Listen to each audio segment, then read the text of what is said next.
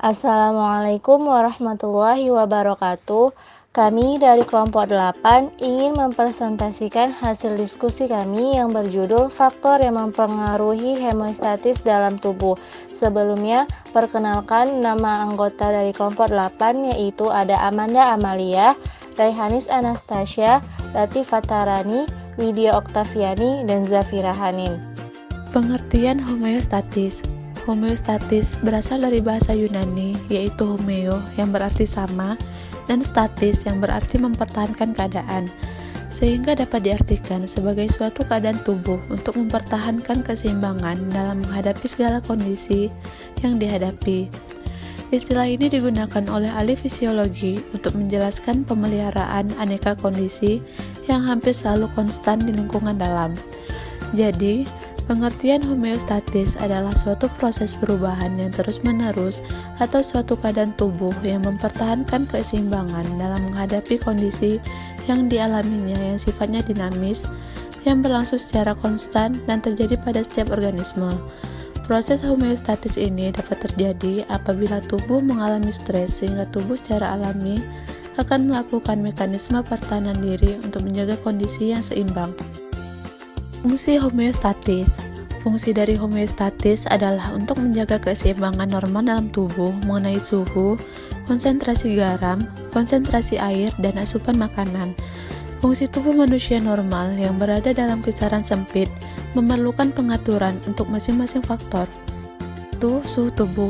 Homeodom termasuk manusia adalah organisme berdarah panas, yang berarti mereka harus mengatur suhu internal tubuh mereka untuk mempertahankannya pada tingkat yang diinginkan. Bagi manusia, suhu yang kira-kira 37 derajat Celcius atau 38,6 derajat Fahrenheit. Luas simpanan air. Hidrasi yang tepat atau jumlah air di dalam tubuh sangat penting bagi kehidupan. Garam dan air bersama-sama menentukan osmolaritas darah yang merupakan rasa asin darah. Air terlalu sedikit atau terlalu banyak garam dan manusia akan mengalami kehausan. Fungsi homeostatis selanjutnya yaitu keseimbangan kalsium. Tubuh manusia membutuhkan untuk menjaga keseimbangan kalsium dalam darah. Tulang adalah wadah penyimpanan utama untuk kalsium tubuh. Dua hormon yang saling berlawanan satu sama lain dalam pengaturan keseimbangan kalsium. Yang terakhir yaitu lapar. Leptin dan grelin adalah dua hormon yang berlawanan satu sama lain dalam baik asupan homeostatis. Grelin dilepaskan oleh perut ketika seseorang lapar. Grelin memberi sinyal pada otak dan menginduksi rasa lapar.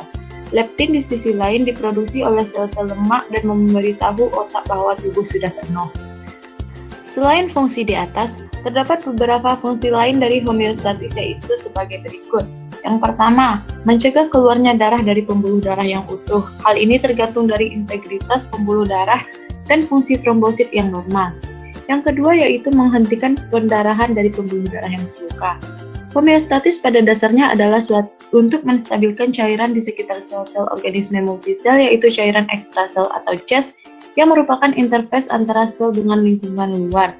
Oleh karena itu, parameter CHES yang harus dipertahankan melalui homeostatis adalah kadar nutrien, kadar oksigen dan karbon dioksida, kadar sisa metabolisme, pH, kadar air, suhu, volume, dan tekanan.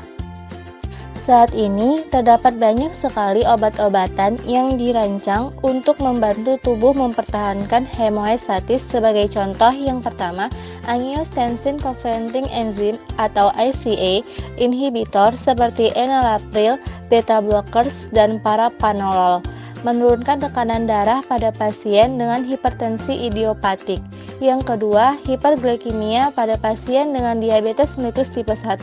Suntikan insulin memungkinkan sel pasien untuk mengambil dan menyimpan glukosa yang secara efektif menurunkan glukosa darah ke kisaran normal. Kemudian yang ketiga, diuretik seperti furosemid mengurangi volume darah sehingga mengurangi beban kerja jantung pada pasien dengan gagal jantung kongestif. Selanjutnya, adapun faktor-faktor yang mempengaruhi homeostatis dalam tubuh. Yang pertama, usia. Dengan bertambahnya usia organisme, maka organ yang mengatur keseimbangan akan menurun fungsinya. Dengan begitu, hasil untuk keseimbangan pun akan menurun. Yang kedua, ada jenis kelamin. Wanita mempunyai air tubuh yang kurang secara proporsional karena lebih banyak mengandung lemak tubuh. Yang ketiga, sel-sel lemak mengandung sedikit air sehingga air tubuh menurun dengan peningkatan lemak tubuh. Yang keempat, temperatur lingkungan. Panas yang berlebihan menyebabkan berkeringat. Seseorang dapat kehilangan NaCl melalui keringat sebanyak 15 sampai dengan 30 gram per hari.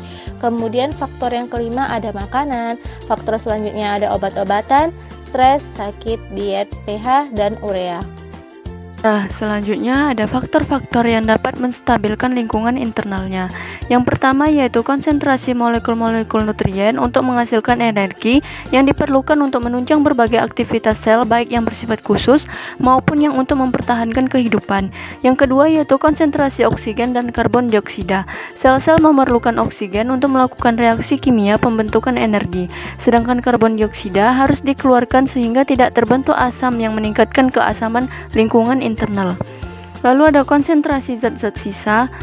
Yang keempat ya ada pH, yaitu perubahan pada pH berpengaruh buruk pada fungsi sel saraf dan merusak aktivitas enzim semua sel. Lalu ada konsentrasi air, garam, dan elektrolit lain.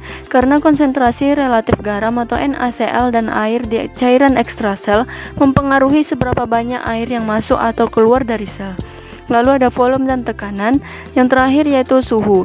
Jika sel terlalu dingin, maka fungsi sel akan terlalu melambat, dan yang lebih buruk lagi, jika sel terlalu panas, maka protein struktural dan enzimatik akan terganggu atau rusak. Nah, faktor yang mempengaruhi pergerakan cairan tubuh ini yang pertama yaitu ada membran. Setiap kompartemen cairan dipisahkan oleh membran permeabel selektif yang memungkinkan gerakan air dan beberapa zat terlarut. Yang kedua yaitu proses transport, dan yang ketiga ada konsentrasi cairan tubuh. Nah, sistem kontrol homeostasis yang dikelompokkan menjadi dua kelas kontrol, yaitu ada yang pertama kontrol intrinsik atau lokal yang terdapat di dalam dan inheren atau permanen bagi organ tersebut. Yang kedua yaitu kontrol ekstrinsik, yang sebagian besar kontrol homeostasis ini dipertahankan dengan kontrol ini. Mekanisme regulasi dimulai di luar suatu organ untuk mengubah aktivitas organ tersebut. Mekanisme ini dilakukan oleh sistem saraf dan endokrin. Selanjutnya yaitu sistem tubuh yang ikut berperan dalam proses homeostasis. Nah, semua sistem organ dalam tubuh kecuali sistem reproduksi itu berkontribusi dalam mempertahankan homeostasis. Nah, teman-teman bisa melihat di sini sistem yang ikut berperan dalam proses homeostasis. Contohnya yaitu seperti saluran pencernaan yang mencerna makanan untuk memberikan nutrisi bagi tubuh. Lalu ada sistem pernafasan yang memperoleh oksigen dan mengeluarkan karbon dioksida. Selanjutnya ada faktor-faktor lingkungan eksternal, yaitu yang pertama, pengaruh konsentrasi oksigen atau O2 dan karbon dioksida CO2 di cairan eksternal. Yang kedua, pengaruh tekanan darah arteri. Dan yang ketiga, kisaran normal dan sifat fisik berbagai komponen penting di dalam cairan eksternal. Selanjutnya ada contoh dari homeostasis. Yang pertama, ketika seseorang sehat, suhu tubuhnya mempertahankan suhu 98,6 derajat Fahrenheit. Tubuh dapat mengontrol suhu dengan membuat atau melepaskan panas. Yang kedua, glukosa adalah jenis gula yang ditemukan dalam aliran darah, tetapi tubuh harus mempertahankan kadar glukosa yang tepat untuk memastikan bahwa seseorang tetap sehat. Yang ketiga, ketika bakteri atau virus yang dapat membuat seseorang sakit masuk ke tubuhnya, sistem limfatik seseorang itu menendang untuk membantu mempertahankan homeostasis. Yang keempat, jantung dapat merasakan perubahan pada tekanan darah dan menyebabkannya mengirimkannya sinyal ke otak, yang kemudian mengirimkan kembali sinyal yang memberitahu jantung bagaimana merespons. Yang kelima, tubuh manusia mengandung bahan kimia yang dikenal sebagai asam dan basa, dan keseimbangan yang tepat dari ini diperlukan agar tubuh berfungsi optimal. Selanjutnya yang keenam, lebih dari setengah persentase berat tubuh manusia adalah air, dan menjaga keseimbangan air yang benar. Yang ketujuh, kadar kalsium dalam darah harus dipertahankan pada tingkat yang tepat. Tubuh mengatur level-level tersebut. Yang kedelapan, berolahraga menyebabkan tubuh mempertahankan homeostasis dengan mengirimkan laktat ke otot untuk memberi mereka energi. Yang kesembilan, sistem saraf membantu menjaga homeostasis dalam pola pernapasan. Dan yang terakhir, ketika racun masuk ke darah seseorang, mereka mengganggu homeostasis tubuh seseorang itu. Nah, selanjutnya kita akan membahas beberapa pertanyaan yang ditanyakan oleh teman-teman. Pertanyaan pertama dari Yuni Pratiwi Subagio akan dijawab oleh Zafira Hanin. Pertanyaannya yaitu, di PPT kelompok penyaji ada dikatakan bahwa stres menjadi salah satu faktor yang mempengaruhi homeostatis. Jadi, apakah yang menyebabkan stres atau faktor psikologis apa yang dapat mempengaruhi sistem kerja homeostatis? Homeostatis psikologis berfokus pada keseimbangan emosional dan kesejahteraan mental. Proses ini didapat dari pengalaman hidup dan interaksi dengan orang lain, serta dipengaruhi oleh norma dan kultur masyarakat. Contohnya mekanisme pertahanan diri seperti menangis, tertawa, berteriak, memukul, mencerca, dan lain-lainnya. Homeostatis fisiologis terjadi melalui 4 cara, yaitu yang pertama peraturan diri atau self-regulation. Secara otomatis, cara ini terjadi pada orang yang sehat, seperti pengaturan fungsi organ tubuh. Kemudian yang kedua, kompensasi. Tubuh akan cenderung bereaksi terhadap ketidaknormalan dalam tubuh. Contohnya, pelebaran pupil untuk meningkatkan persepsi visual pada saat tubuh mengalami ancaman. Yang ketiga, umpan balik negatif. Cara ini merupakan penyimpangan dari keadaan normal. Contohnya, apabila tekanan darah meningkat akan meningkatkan baroseptor. Dan yang terakhir, yang keempat, yaitu umpan balik positif untuk mengoreksi ketidakseimbangan fisiologis. Contohnya, terjadi proses peningkatan denyut jantung untuk membawa darah dan oksigen yang cukup ke sel tubuh apabila seseorang mengalami hipoksia. Pertanyaan kedua dari Raihan Melisa Lubis akan dijawab oleh Raihanis Anastasia. Yang pertanyaannya, jika terjadi diare itu merupakan respon tubuh untuk memberitahu bahwa terjadi sesuatu pada organ pencernaan, biasanya karena infeksi virus atau bakteri dan alergi atau intoleransi terhadap makanan tertentu, sehingga tubuh mengeluarkan banyak cairan. Jadi, faktor homeostatis apa yang mempengaruhi tubuh pada kasus diare tersebut? Diare merupakan sebuah kondisi ketika pengidapnya melakukan buang air besar lebih sering dari biasanya. Setidaknya ada beberapa faktor yang bisa meningkatkan risiko seseorang terserang diare. Contohnya, penyimpanan dan persiapan makanan yang tidak bersih, makan makanan sisa yang sudah dingin. Faktor homeostatis yang mempengaruhi diare yang pertama yaitu makanan, seperti makanan yang terkontaminasi infeksi bakteri, makanan yang mengandung pemanis buatan, intoleransi fruktosa dan intoleransi laktosa, serta alergi makanan. Yang kedua yaitu obat-obatan. Diare yang disebabkan oleh antibiotik biasanya disebut dengan antibiotik associated diare atau AAD. Diare akibat antibiotik yang lebih serius dapat memerlukan penghentian atau penggantian antibiotik. Penyebab diare karena antibiotik. Pada kondisi tertentu, antibiotik yang dikonsumsi turut membunuh bakteri baik yang terdapat di dalam usus. Padahal bakteri baik itu punya peran penting dalam membunuh mikroba yang tidak diinginkan. Selain itu, konsumsi antibiotik juga dapat mengganggu proses metabolisme, sehingga penyerapan asam lemak rantai pendek menjadi berkurang dan akhirnya memicu diare.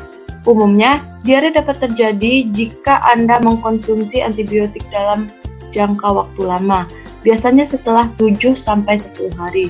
Beberapa antibiotik yang biasanya menyebabkan AAD umumnya adalah golongan penisilin, clindamycin, cefalosporin, quinolone, dan tetrasiklin. Meski demikian, penggunaan jenis antibiotik tersebut memiliki reaksi yang berbeda antar individu. Pertanyaan ketiga, pertanyaan dari Dea Utami Putri akan dijawab oleh Rati Fatarani. Pertanyaan dari Dea Utami Putri adalah, salah satu fungsi homeostatis adalah menjaga keseimbangan simpanan air dan garam. Apabila air dan garam di dalam tubuh tidak seimbang, akan terjadi dua kehausan, yaitu haus hipovolemik dan haus osmotik. Apa yang membedakan antara dua keadaan tersebut dan cara menyeimbangkannya? Jawabannya adalah yang membedakan haus hipovolemik dan haus osmotik, yaitu pada haus hipovolemik adalah haus yang dipicu oleh volume cairan yang rendah, bisa disebabkan karena berdarah, diare, atau keringat. Jantung kesulitan memompa darah ke otak, dan nutrien tidak mengalir ke dalam sel dengan kecepatan normal, sehingga tubuh bereaksi dengan mengeluarkan hormon yang mempengaruhi kontriksi pembuluh darah. Cara menyeimbangkan haus hipovolemik adalah dengan meminum air yang mengandung molekul terlarut seperti air yang mengandung elektrolit dan karbohidrat atau gula. Sedangkan haus osmotik adalah haus yang terjadi karena dipicu oleh neuron-neuron tertentu yang mendeteksi hilangnya air dari dalam dirinya. Biasanya disebabkan karena memakan makanan asin. Kandungan garamnya dapat menghasilkan tekanan osmotik, yaitu kecenderungan air untuk berpindah dari bagian yang konsentrasinya rendah ke bagian yang konsentrasinya tinggi, melintasi membran semi permeabel. Cara menyeimbangkan haus osmotik adalah dengan cara memperbanyak minum air putih. Pertanyaan keempat dari Rian Atanayawan akan dijawab oleh Widya Oktaviani. Yang pertanyaannya yaitu bagaimanakah homeostasis pada orang yang sedang berpuasa, karena salah satu faktor yang mempengaruhi keseimbangan tubuh itu makanan. Jadi bagaimana terhadap orang yang sedang berpuasa? Dijawab oleh Widya Oktaviani. Nah, jadi pada saat berpuasa akan terjadi proses adaptasi tubuh terhadap berkurangnya asupan sumber energi dan cairan. Adaptasi yang terkait dengan keseimbangan energi ini meliputi terjadinya glikogenolisis atau proses pemecahan molekul glikogen menjadi glukosa, lipolisis yaitu pemecahan lemak, dan gluconeogenesis. Sedangkan adaptasi pada keseimbangan cairan terutama dilakukan oleh ginjal dengan mengurangi volume urin yang diproduksi dengan bantuan ADH, aldosteron, dan kerja saraf simpatis. Nah, jadi laporan yang ada dalam Journal of Medical Nutrition and Nutraceutical ini menyebutkan bahwa sebenarnya puasa tidak cukup mempengaruhi keseimbangan tubuh jika asupannya itu mencukupi, karena puasa tidak membatasi makan dan minum pada saat malam hari, sehingga ada momen tubuh mempersiapkan bekal. Nah, keseimbangan atau homeostasis ini sebenarnya terletak di kondisi puasa, karena kondisi puasa adalah kondisi di mana tubuh akan menghasilkan energi dari cadangan lemak yang disimpannya, sebagai substansi bahan bakar ideal manusia yang sebenarnya. Sebaliknya, kondisi saat tidak puasa, saat dimana kita makan dan minum teratur seperti biasa, adalah kondisi yang membutuhkan energi besar untuk mencerna dan membentuk substansi lemak. Pertanyaan kelima dari Rizka Soraya Hasibuan yang akan dijawab oleh Amanda Amalia. Pertanyaannya adalah bagaimana cara kerja homeostatis dalam mempertahankan keseimbangan dalam tubuh? Jawabannya, tubuh kita memiliki sistem pengaturan yang selalu membawa kondisi di dalam tubuh menuju ke arah seimbang. Sistem pengaturan terutama dikerjakan oleh sistem saraf dan sistem hormon. Sistem saraf menyampaikan pesan yang terjadi dalam tubuh serta meresponnya dengan cara menghantarkan sinyal-sinyal listrik antar serabut saraf. Sedangkan sistem hormon dengan cara mengeluarkan molekul pembawa pesan dari kelenjar-kelenjar hormon yang ikut aliran darah ke seluruh tubuh. Sistem saraf bekerja lebih cepat, sedangkan sistem hormon bekerja lebih lambat. Keduanya dapat bekerja sendiri-sendiri atau bersamaan, dan ini telah diatur oleh sistem di dalam tubuh manusia untuk mencapai tujuan akhir yang sama, yaitu kondisi homeostasis. Pertanyaan yang keenam, pertanyaan dari Ditmahsya Widyasari akan dijawab oleh Rati Fatarani. Pertanyaan dari Ritmasyah Widasari. Faktor yang mempengaruhi homeostatis dalam tubuh salah satunya adalah diet. Bagaimana diet itu mempengaruhi homeostatis dalam tubuh? Jawabannya, saat seseorang sedang diet, maka tubuh mengalami kekurangan nutrisi. Saat tubuh kekurangan nutrisi, maka tubuh akan memecah cadangan energi. Proses ini akan menimbulkan pergerakan cairan interstisial ke intraseluler. Hal inilah yang mempengaruhi homeostatis pada tubuh orang yang sedang diet. Pertanyaan selanjutnya, pertanyaan dari Syaputra yang akan dijawab oleh Widya Oktaviani. Yang pertanyaannya, di dalam PowerPoint penyaji itu ada 10 sistem yang ikut berperan dalam proses homeostasis. Nah, bagaimanakah jika ada satu sistem yang rusak atau tidak berperan dalam proses homeostasis? Nah, dijawab oleh Widya Oktaviani. Jadi, tubuh kita itu memiliki sistem pengaturan yang selalu membawa kondisi di dalam tubuh ini menuju ke arah yang seimbang. Sistem pengaturan ini terutama dikerjakan oleh sistem saraf dan sistem hormon. Sistem saraf menyampaikan pesan yang terjadi dalam tubuh serta meresponnya dengan cara menghantarkan sinyal-sinyal listrik antar serabut saraf. Sedangkan sistem hormon dengan cara mengeluarkan molekul pembawa pesan dari kelenjar-kelenjar hormon yang ikut aliran darah ke seluruh tubuh. Sistem saraf bekerja lebih cepat, sedangkan sistem hormon bekerja lebih lambat. Keduanya dapat bekerja sendiri-sendiri atau bersamaan, dan ini telah diatur oleh sistem di dalam tubuh manusia untuk mencapai tujuan akhir yang sama, yaitu kondisi homeostasis. Nah, jadi misalnya sistem saraf ini rusak, maka penderitanya bisa kesulitan bergerak, berbicara, menelan, bernafas, ataupun berpikir. Hal ini tentu saja sangat berpengaruh terhadap proses homeostasis, karena yang biasa ada kerjasama antara satu sistem dengan sistem yang lain membentuk homeostasis, menjadi sulit untuk mempertahankan homeostasis tersebut. Selanjutnya pertanyaan yang ke-8, pertanyaan yang terakhir. Pertanyaan yang diberikan oleh Lailan Ramadhani Syahfinar akan dijawab oleh Amanda Amalia. Pertanyaannya adalah, salah satu fungsi homeostatis adalah menjaga keseimbangan asupan. Nah, saat lapar tubuh manusia akan memiliki dua hormon yang berlawanan dalam asupan homeostatis, yaitu grelin dan leptin. Lalu apa yang terjadi jika salah satu hormon tersebut mengalami gangguan atau tidak seimbang? Jawabannya, orang yang makan terus tambah gemuk dipengaruhi dua hormon yang harusnya seimbang, yaitu leptin dan grelin. Hormon leptin justru bekerja untuk menurunkan nafsu makan dengan mengirim sinyal kenyang ke otak bahwa tubuh sudah memperoleh cukup makanan. Sedangkan hormon grelin adalah hormon yang digunakan oleh tubuh untuk mengirim sinyal ke otak untuk meningkatkan nafsu makan pada saat tubuh lapar dan membutuhkan makanan. Demikian presentasi dari kelompok 8. Lebih kurangnya kami mohon maaf, pada Allah kami mohon ampun. Semoga dapat menambah wawasan kita dan pengetahuan kita mengenai faktor yang mempengaruhi homeostatis. Wassalamualaikum warahmatullahi wabarakatuh.